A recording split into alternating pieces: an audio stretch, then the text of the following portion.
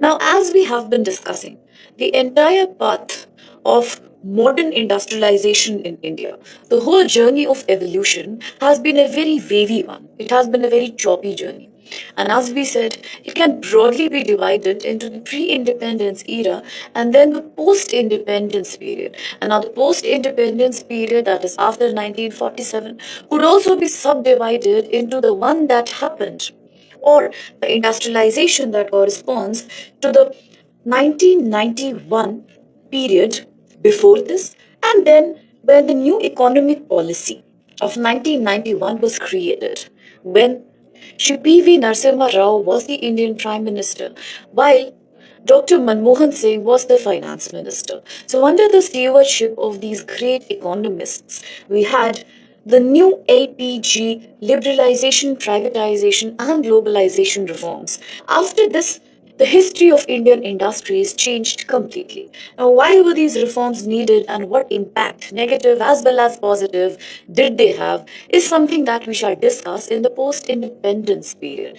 But again, hopping back to the pre independence period, now we know that any discussion on Indian industrialization begins with the basic understanding that much before the British actually made inroads into our society. They ruled us for nearly 2 centuries, we know that. But even before they made us into a complete colony, India had a very rich agriculture. We know that 85% population was dependent on agriculture. Although most of the villages were working and functioning like self sufficient republics, something very typical of what Gandhiji would always dream of, a self sufficient village economy. Whatever agriculture produced was being done, it was generally consumed by the people of the village. And then, of course, the village society maintained its own very simple division of labor that was based upon occupation.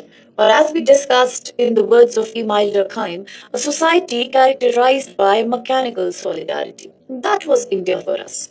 A society where there was a hereditary of family inherited occupation for different groups. In the village, you had the craftsmen, the handicraft making people, the goldsmith, the locksmith, the ironsmith, the people who will be the weavers, potters, and all the people, the real farmers, the cattle herders.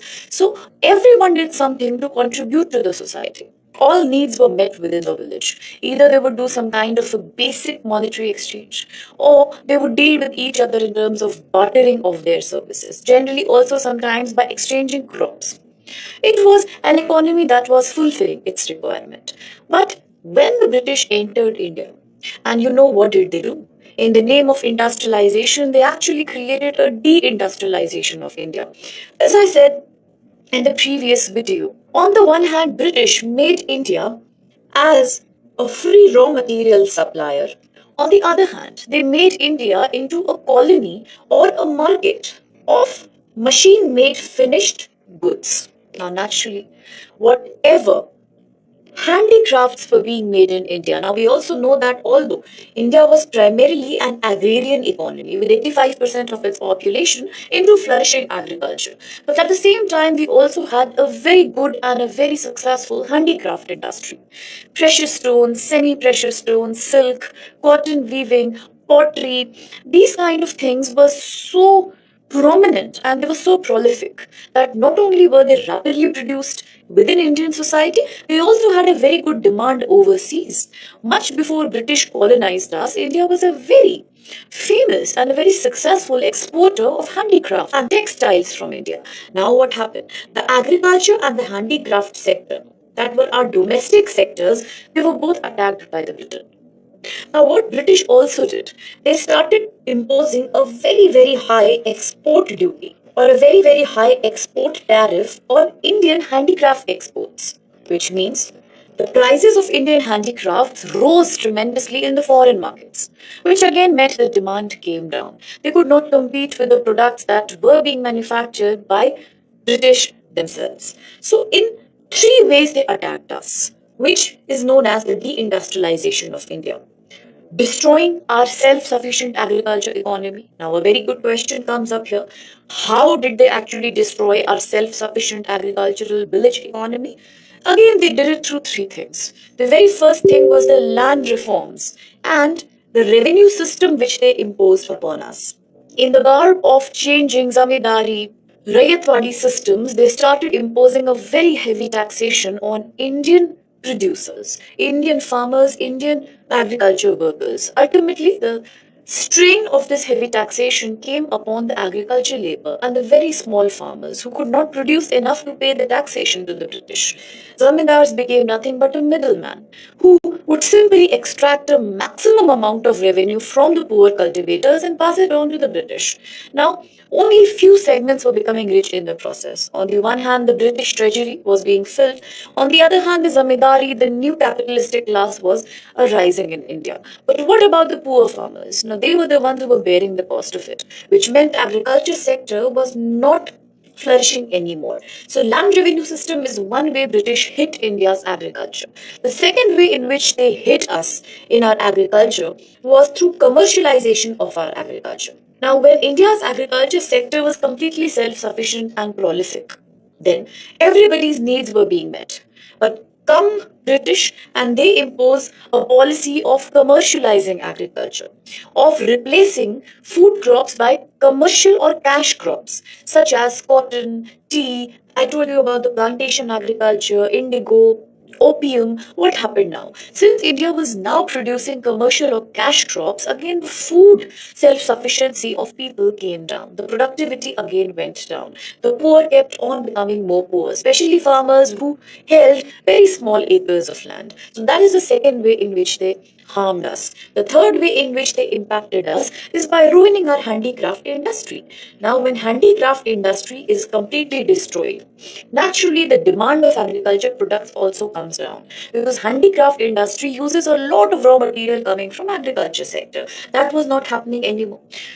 In other words, when they also damaged our agriculture sector, again they hampered the handicraft industry. Because if agriculture sector will suffer, again the handicraft industry, which is the key demand area for agriculture products, also comes down. So these were a couple of ways in which the British led to a complete destruction of our agriculture sector, of our handicraft sector, and making India nothing but an outlet of raw material and an inlet of foreign manufactured products which now were being sold readily and being consumed in the Indian market. Now, believe me, this not only had a very economic side effect, but it also came along with a severe cultural impact. How it ruined and changed our cultural fabric is something that is even more interesting to research on.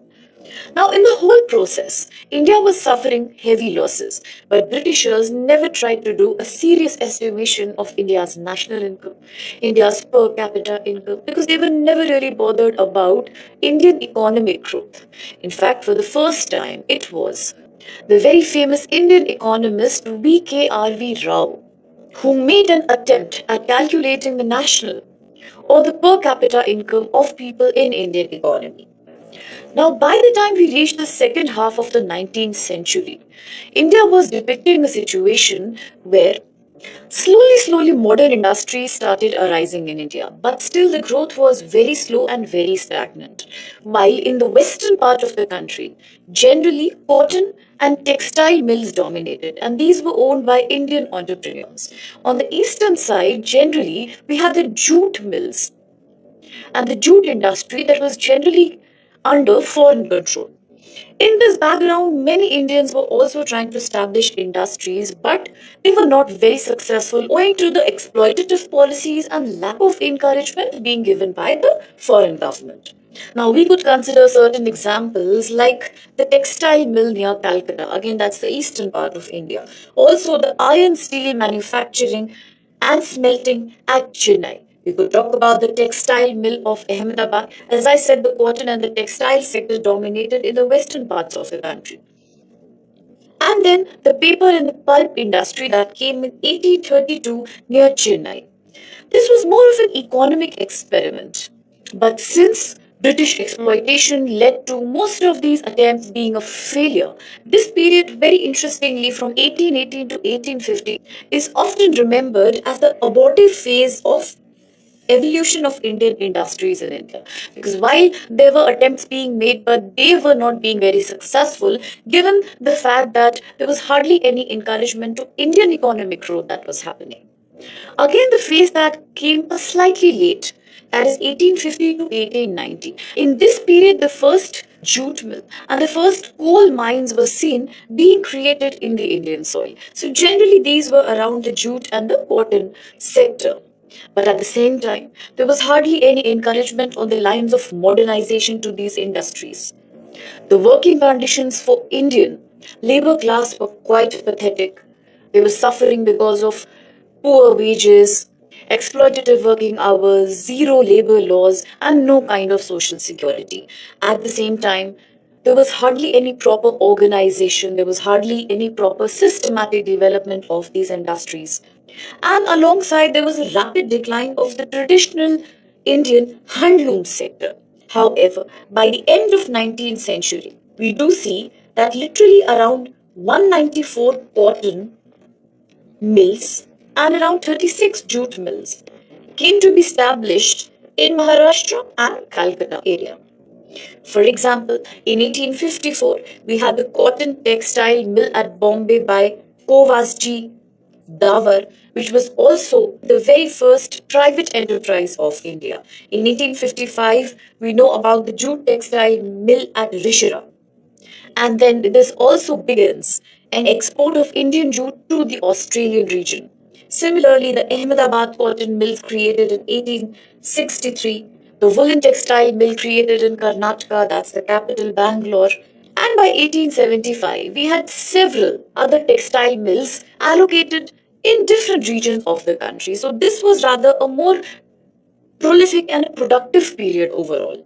But comes 1890 and the story somewhat changes because parallelly, even on the political front, there were multiple changes taking place.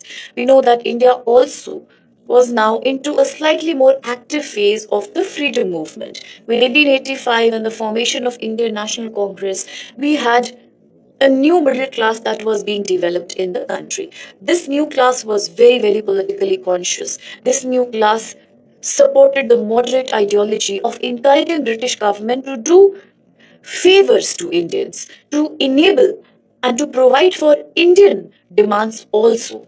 And hence we see the period from where the freedom movement catches momentum is also a period where more and more Indians are entering into the industries. So we can say, as soon as the freedom movement gained momentum, there was also a corresponding Indianization of the industrial sector.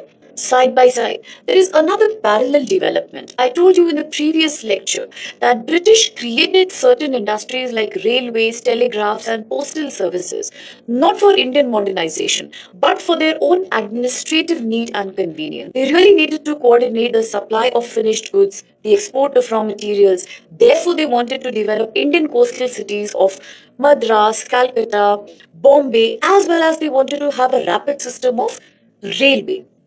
This also provided impetus to Indian indigenous industrialization as well as the freedom movement because now people could coordinate better from one part of the country to another.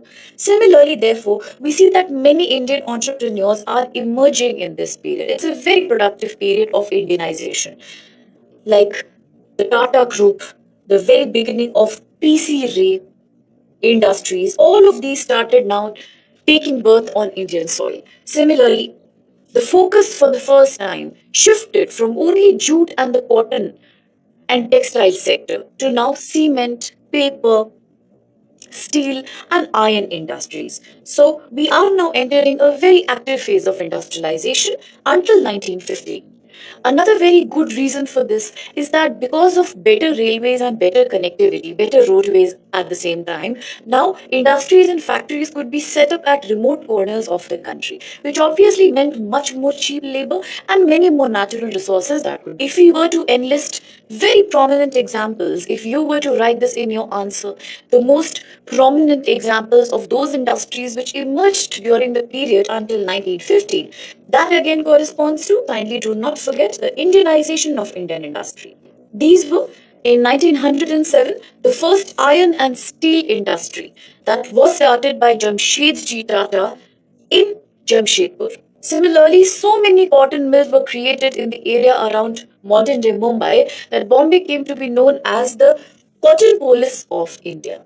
But as I said, nothing ever happens without a social consequence. You always believe, and I have told you this multiple times, that if any geographic, ecological, or economic, if any ecological or if any economic changes take place within a region, it always results in cultural and social consequences and changes. Always remember that kindly. And hence, if in India there is more Indianization of Indian industry, newer kind of manufacturing centers such as for your iron and steel factories and for your paper, cement, glass industries are coming up. At the same time, there is a massive development of textile and cotton industries in various parts of the country. Naturally, this industrialization will have a very profound cultural change. Why? Because earlier, Indian society was stratified in a very, very rural format, in a very traditional Indian format. As I said, it was almost corresponding to the mechanical rural solidarity where villages still enjoyed the typical judge money system, where villages still enjoyed the typical caste based occupation stratification system. But now that India is becoming slowly industrialized, not only because of Britishers coming and creating railways and postal services, but also because Indians themselves are becoming the new industrialists or capitalists. In India, we also see a kind of capitalistic situation coming up. Now, this reminds us of something that Karl Marx said about industrialization, that if industrialization takes place in a society, naturally the social stratification system changes completely. So, in India, also now we see the emergence of a new industrial class, the new rich class, which is also called as the bourgeois class in a very, very Marxian sense. And the workers who were working in these factories, the workers who were employees in these industries were generally those who had migrated from rural India. Why did they migrate? I did talk about the push factors and the pull factors the other day. Something similar happened. Now that there are new towns being created, now that there is a new foundation of Indian industry, and at the same time, we know Britishers have ruined our agriculture economy. Why? You know about, I just spoke about the new land revenue system. We spoke about the lack of modernization, lack of better irrigation. We spoke about the commercialization of Indian agriculture and the destruction of handicraft sector. What will happen? Where will the poor people go? Naturally, they have to come to these new industries and start finding employment.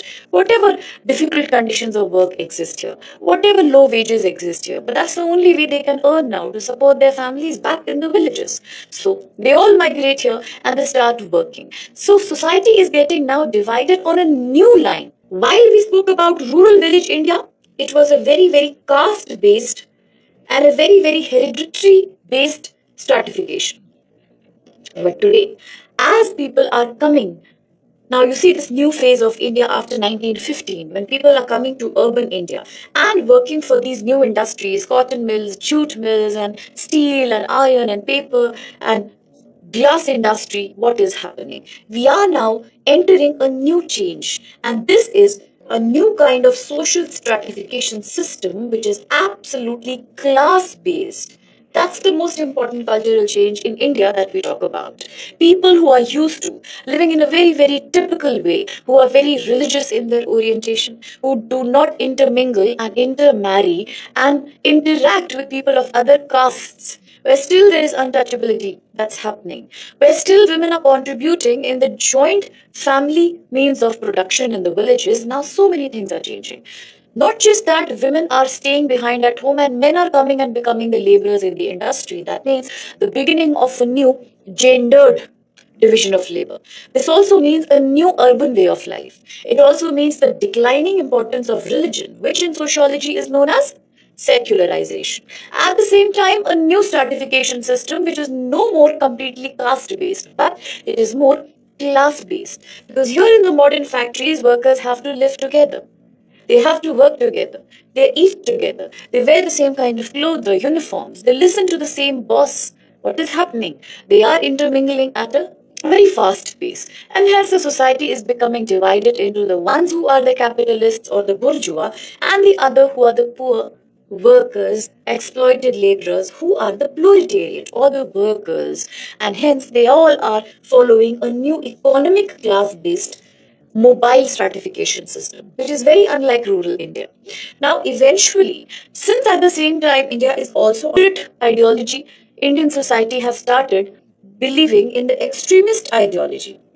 You know that the Indian National Congress started becoming dominated by the extremist people after 1905. That's the partition of Bengal broadly, which created massive agitation among Indians because it was an attempt to divide India on religious lines in the name of administrative convenience by the Britishers. Now, if West part of Bengal became Hindu dominated while the eastern part became Muslim dominated, we know that Britishers are doing a total divide and rule. At the same time, there is also the suffering of these poor laborers who are working in the factories. And hence, the national leaders found this a perfect opportunity to encourage these laboring class people for joining the national movement against the Britishers.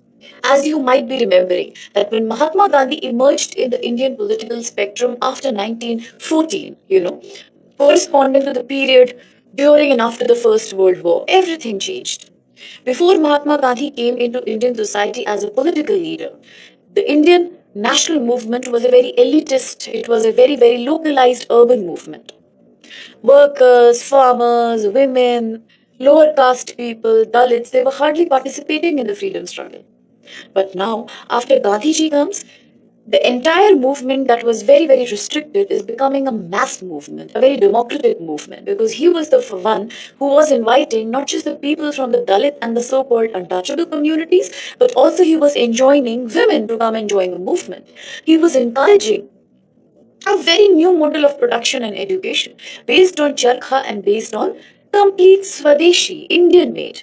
He was also the one who was encouraging, if you remember, Gandhiji was the one who coordinated the Ahmedabad workers' strike, mill workers' strike. Gandhiji was the one who also led the Champaran Satyagraha, the Kheda Satyagraha. What is happening really? So why? Because he was the one who was encouraging the poor farmers and the poor industrial workers to come and join the freedom movement. He was the one who was encouraging them to demand better and more fair salaries for better life. And hence all of these now started associating with the freedom struggle. So very massive changes took place in Indian society and economy in this phase. And specifically the phase from 1915 to 1947 is full of activity, both politically, culturally, economically. It's a very, very aggressive phase of Indian history. Now, when we talk about the economic sector, the First World War was just ending. Because of that, war created massive demands for more and more goods. People were in disturbance, people were in poverty, deprivation.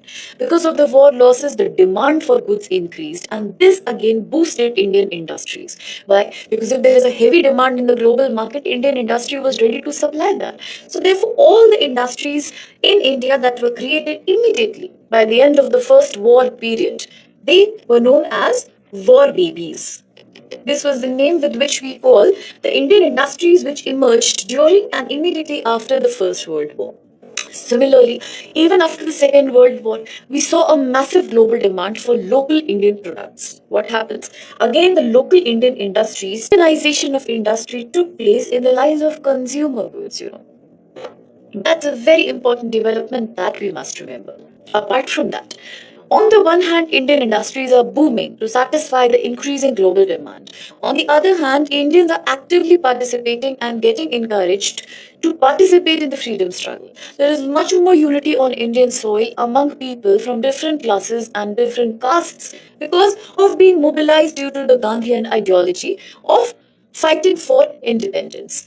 Now, at the same time, if we see a little bit outside of India, which is globally, there is a better institutionalization of trade that is happening. Sometimes people also refer to this phase from 1915 to 1947 as globalization 2.0 or globalization second wave.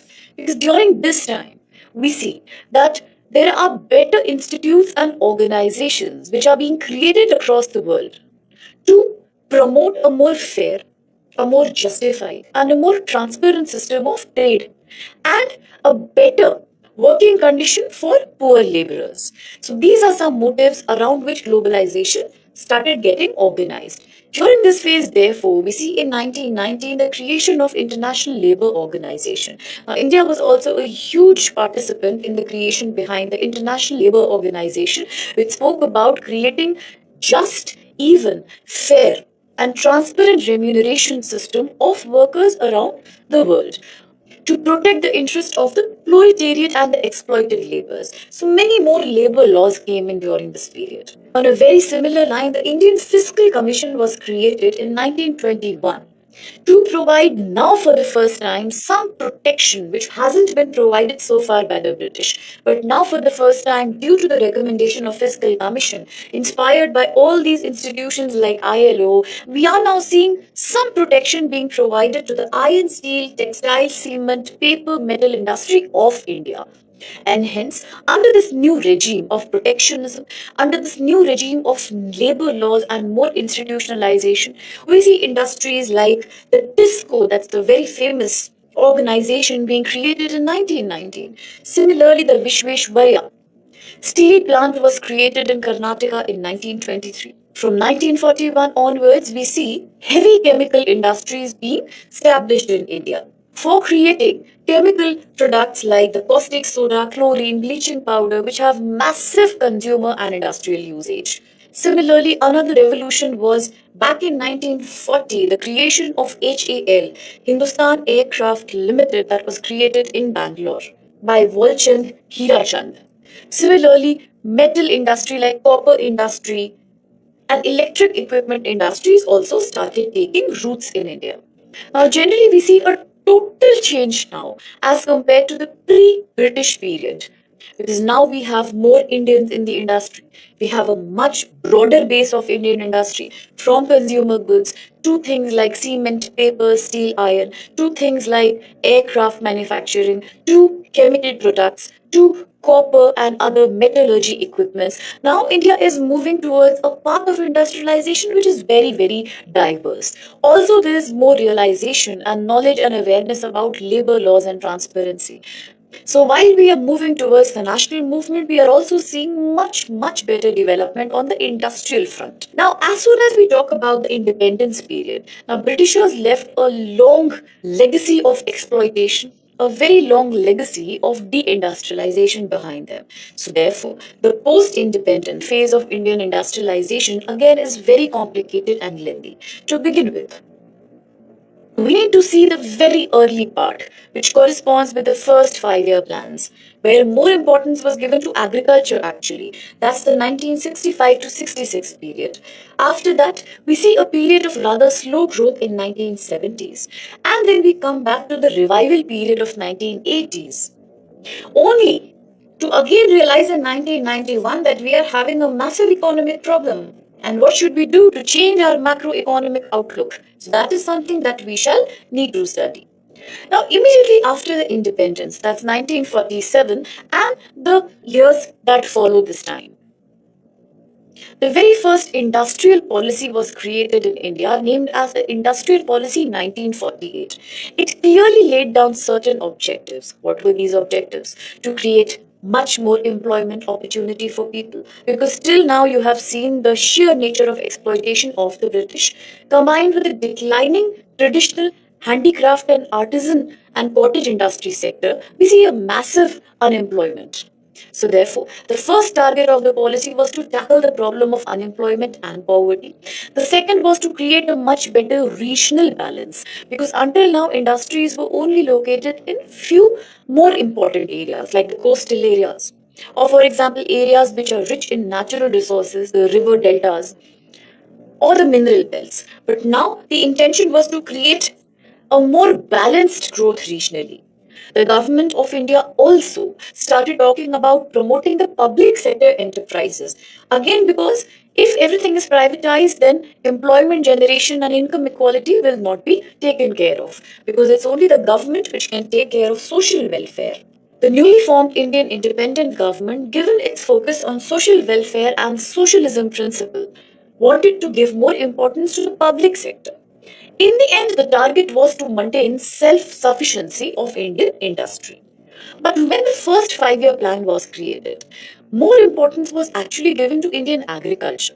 because the government did believe that majority population is dependent on the agriculture sector, and hence until agriculture is modernized, unless agriculture output is taken care of, then industrial sector will not be able to solve the problem of Indian population, and hence the importance on industry was completely missing during the first 5 year plan. But when the second 5 year plan was created, its main intention was nothing but economic development. Therefore, the second 5 year plan in India is also sometimes called as the economic constitution of India. For the first time, it gave massive importance to industrialization and employment generation in the industry. Together, Dr. Jawaharlal Nehru and P.C. Mahalanobis became the architects of this economic constitution because they were highly inspired by the USSR of creating a very socially equitable kind of growth without any income disparity. And hence, the most important things or the targets which were covered by the second 5 year plan were a rapid industrialization, specifically with impetus given to heavy industries. The second important aspect was the top to bottom theory, which is also known as the trickle down theory. The trickle down theory means when certain more industrial areas are provided better development, better modernization, the benefits from here will slowly seep down to other remote corners of the country. So the benefits of industrialization and economic growth will diffuse from the more developed to the less developed area. And hence this was the trickle down approach that was envisaged here. Apart from that, the government also spoke about another industrial policy, which became the 1956 industrial policy, that gave importance to a very socialistic pattern of economic growth. Certain prominent industries, if we speak about during this period, then the one worth remembering would be the Bhilai plant, which was created by the USSR in 1954, the Durgapur plant that came with the aid of United Kingdom, and then the 59. Besides these, the already existing steel plants were further modernized and expanded, and many more steel mills were created across the country. Now, this became the backbone for providing massive employment to people. Some other important organizations were the HMT in Bangalore, the Sindri Fertilizer Company, the Chitrandan Locomotive Workshop. And hence, this entire period is also sometimes called as the industrial growth with regulation period. With the assistance of government on a very socialistic pattern for generating employment, the government created certain heavy industries. Now, the decade of 1970 is sometimes also correspondent with a relatively low growth. While immediately after the second 5 year plan, which gave so much importance to heavy industries and a very socialistic pattern of economic growth, suddenly by the time we reached the third economic plan period, the industrial growth seemed to constrict for a while. Primary reasons were agriculture was not very productive during this phase. At the same time, the number of poor people was rapidly increasing. Those who could not find employment in the agriculture sector and those who could not be absorbed by the industry. Now, illiteracy among people, the lack of willingness to migrate from rural to urban areas, and many other social cultural aspects could be also responsible behind this. The steady growth of population and public owned enterprises being characterized by bureaucracy, red tapeism, a slow and a very low level of productivity, lack of efficiency, all these contributed in further worsening the problem of economic slowdown. There was obviously a slowdown also in public investment. The demand for industrial goods obviously went down because of the shrinking of agriculture sector, poor management of infrastructure, all these together created conditions of the decade of 1970s becoming marred by slow industrial growth really. The much futuristic and the ambitious planning that was created by the industrial policies of 1948 and 56 and the second 5 year plan were not seeming to be very successful at this time. This also sometimes encouraged the government to think of or to reevaluate the growth of Indian industries. One very prominent reason behind this slow growth seemed to be too much government interference in the industrial sector. For example, it was known as the iron handed regulations, where the government has created so many restrictions, not just on foreign investment, not just on allowing a free flow of imports. A lot of these things together created very slow growth. Too much government interference, as I said, led to overdose of bureaucracy and inefficiency. And at this point, it was also important to recalibrate. Where are things really going wrong? During the 1980s, some changes were envisaged.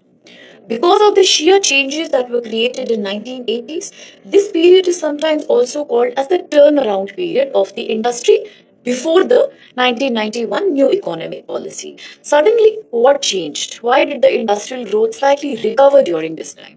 The biggest reason was realization by the government that too much interference is leading to inefficiency, and hence some regulations and interference from the government was stopped or curtailed at this period. Slowly but steadily, the process of liberalizing the economy, of bringing down the numbers of licenses and too much regulations on private sector was slowly removed. This resulted in a tremendous increase of private investment or private corporations now ready to invest in the manufacturing sector.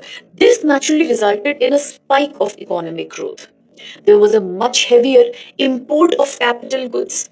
Again, this improved the efficiency of manufacturing sector. The government created a much more liberalized financial structure.